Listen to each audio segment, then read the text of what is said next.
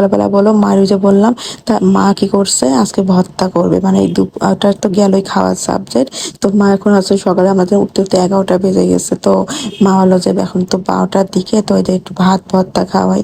তো তার জন্য এখানে হচ্ছে বাদামটা খুব সুন্দর করে ভেজে নিল। আর এখানে ঝাল পেঁয়াজ রসুনটাও সুন্দর করে একটু মানে তেলে ভেজে নিল হালকা করে, যাতে কাঁচা গন্ধটা না থাকে। এটা দিয়ে বাদাম ভর্তা করলে মানে কি বলবো, গরম ভাতের সাথে মানে এতটাই মজা, এতটাই মজা। তো এটা বাটাবে মা এখন, পাটায় বাটা। সে পাটায় বাটা বাটার জিনিস মানে মজাই হয় অন্যরকম, ঠিক না?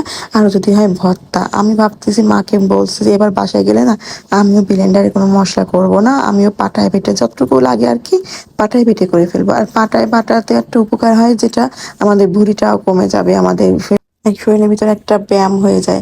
আমার মা বলে কি যে শরীরে একটু নাড়ানাড়ি করলে এগুলোতে একটু ব্যায়াম হয়, একটু বাটা ঘষা করতে হয় মাঝে মাঝে।